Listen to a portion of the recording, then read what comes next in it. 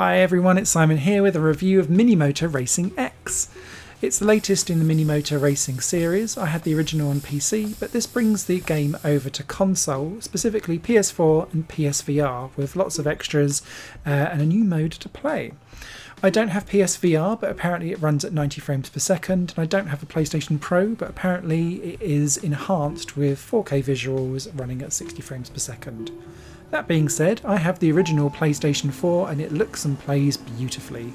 The graphics are gorgeous, there is no frame rate dropping, everything runs smoothly and beautifully as it plays and drives along. This game is for 1 to 4 players locally and online, and the beauty of the online is that if you're waiting for a match to appear online, you can still play offline until something comes available and it will matchmake in the background, and I really appreciate that.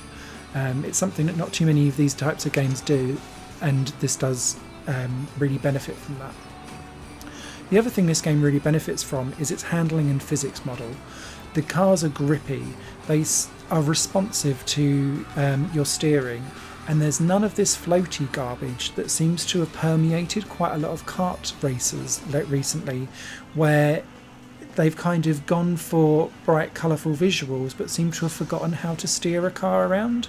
Minimoto Racing X really does have this down to a T, and everything feels just really responsive and exactly how you think it should drive. And I know that sounds like a really weird thing to say, but like the correlation between what I expected to have on the screen and what was being controlled, just it doesn't happen for so many games, and it does for Minimoto Racing X. The game itself really borrows heavily from 2 different types of fun arcade racing games. The first one is Micro Machines, and the reason why I say that is because each race essentially is over in under 2 minutes, and that's because each track is between 10 to 20 seconds a lap, and that's what reminds me of Micro Machines.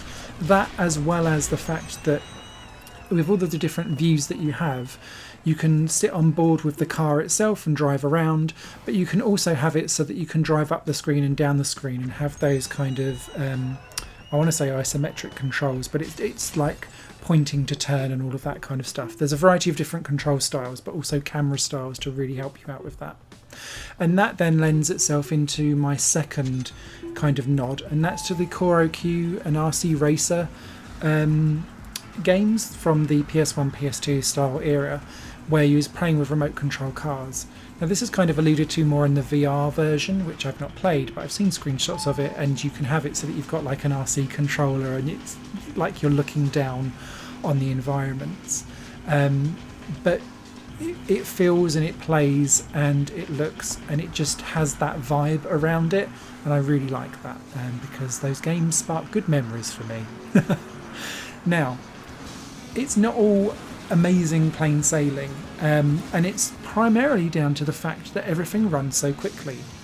Now, when you're playing with friends, or if you're just wanting to dive in for a really quick experience, having these really short, sparky races really works to Minimoto Racing's advantage. But what it does mean is that despite having about 50 odd tracks when you include going forward and having them reversed, and it doesn't matter whether they put it in a day or a night cycle, a rain, a snow, in the night time with rain, and just trying to change up the dynamics of the actual track itself, you'll start to see repeats really, really quickly. And it's a shame because the tracks themselves, whilst are relatively simple, do have a lot of character, but when you see them time and time again, and the track seems to push a few tracks much more than others, which seems to be a bit kind of wonky in the way how things kind of repeat themselves. I found myself starting to get slightly bored the further I got into the single player career, because there's hundreds of events for you to get through. The reason why you're going through all of these events is that as you earn cash whilst going through all of this career, you can then upgrade each of the cars as you go along. And this also kind of, whilst helps and it gives you an incentive, kind of means that all of the cars' different physics start to merge to a point where you're essentially looking for the one that's got the most acceleration and top speed, because you can kind of handle the car if you're vaguely good enough at the game. So what seems to be determining of how good the AI are around each track is basically how fast they go in terms of straight line speed. So long as you have that covered, you can keep the AI behind you. Therefore, you'll come across the power-ups of nitros first, collect them, and that kind of helps you stay ahead of the AI. And it doesn't really become much of a challenge. So I found myself halfway through like the second tier of the single-player campaign, just winning everything and thinking, oh. And eventually the AI catch up to you because they've then got the faster cars with more top-line speed.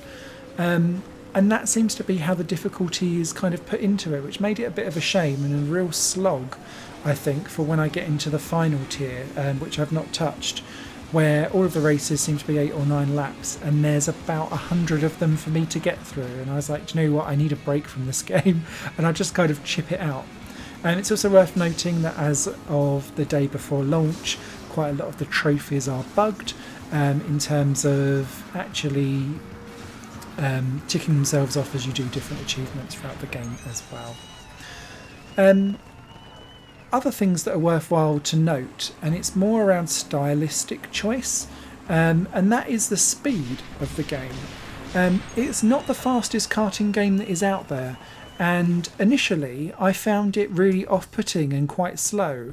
As I started to build up my kart and have them reach a higher top speed, then because the tracks are so tight and short, it does start to feel much more like actually you are going at a bit more pace. But if you're expecting like Wipeout breakneck speeds or smashing into walls or anything like that, that is not what Mini Motor Racing X is about. This is about going and trying to cut the apex of corners and keep as tight to the curbs as possible as you go round, rather than trying to bounce off of walls. And precision really matters in Mini Motor Racing X, so it's worthwhile you knowing about that. The other thing as well, which did make me giggle, is that you do have online and local Rocket League style football with vehicular cars. You can do 4 on each side. It does become very hectic very quickly. There are no power-ups in it, it's just literally some boosts to try and get you to push the ball over the line, and there's only one layout. It's nice to have it included. It doesn't have a patch on the actual Rocket League itself, but it does switch up some of the gameplay if you want it to be done. But overall, actually, there's been quite a few kart games that have come out recently, and this is by far the most competent and well put together experience. It's definitely one that you're going to want to have some friends, either online or locally, to muck about with and play with, because a single player experience will grind you into a pulp because of how elongated it all is. But yeah, go and grab and unlock the Santa sleigh and get yourselves out there and have a good laugh. It's available out now. It's quite pricey for what it has to offer, but yeah, this is definitely one of the better kart races that are out there, specifically on PS4 and PSVR as well. So thank you very much for watching. If you've got any comments or questions about the game, please do leave it down below and I'll respond back to you with all I have of my knowledge. Thank you very much to the developer for allowing me a copy of the game before release so that I could take a review on it. It always is much appreciated, and although it doesn't sway my judgment, it's great to see developers helping out and supporting smaller creators. So thanks for watching. You guys take care. Bye for now.